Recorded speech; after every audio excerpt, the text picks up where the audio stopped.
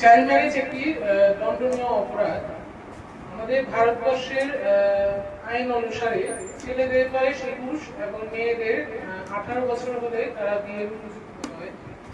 কিন্তু দেখা যাচ্ছে যে বিভিন্ন জায়গায় এবং কি আমাদের রাজ্যেও এই বয়সের আগেই বিয়ে দিয়ে দেওয়া হয়, যেটা নাকি আইনত দণ্ডনীয়। এটা বেসিক্যালি হয় অশিক্ষা, দারিদ্রতা বা সামাজিক বা পারিপার্শ্বিক চাপের জন্য। মেয়েরা আজকাল নিজেদেরকে অনেক উঁচু জায়গায় প্রতিষ্ঠিত করতে পেরেছে এবং প্রতিস্থাপন করতে পেরেছে। মেয়েরা আজকাল ডাক্তার হচ্ছে, ইঞ্জিনিয়ার হচ্ছে, সায়েন্টিস্ট হচ্ছে। আমাদের দেশের যে অনারেবল প্রেসিডেন্ট শ্রীমতী দ্রৌপদী মুর্মুজি, উনিও একজন নারী।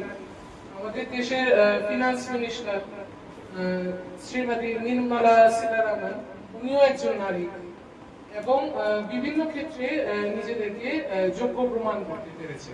কিন্তু এখন আমরা দেখতে পাচ্ছি যে বাল্য বিবাহের যে প্রথা, এটা এখনো চলেই যাচ্ছে। এটা এখনো পুরোপুরি ভাবে স্টপ হয়নি। তাই আমরা সকলকে উচিত এরকম অ্যাওয়ারনেস ক্যাম্প করা, যাতে আমরা এই প্রথাটাকে বন্ধ করতে পারি। আমরা দেখতে পারি চাইল্ড ম্যারেজের যে প্রভাবটা ছেলেদের থেকে মেয়েদের উপর অনেকটাই বেশি পড়ে। একজন মেয়ে যে নাকি চাইল্ড ম্যারেজের শিকার হয়েছে, সে আর এখানে দিয়েছি স্টপ বলতে, মানে এখানে চাইল্ড ম্যারেজকে স্টপ বোঝানো হয়েছে। এই ছবিটার মাধ্যমে আমি একটা ছোট্ট চাইল্ড ম্যারেজের যে নেগেটিভ ইম্প্যাক্টস, এটা তুলে ধরেছি। তোমরা এরকম আঁকার চেষ্টা করবে বা এর থেকে মানে যদি অন্য কোনো প্ল্যান পারো বা অন্য কোনো আইডিয়া দিয়ে আঁকার চেষ্টা করো। আমি একটা সিম্পল ছবির মাধ্যমে এটা বোঝানোর চেষ্টা করেছি। ধন্যবাদ।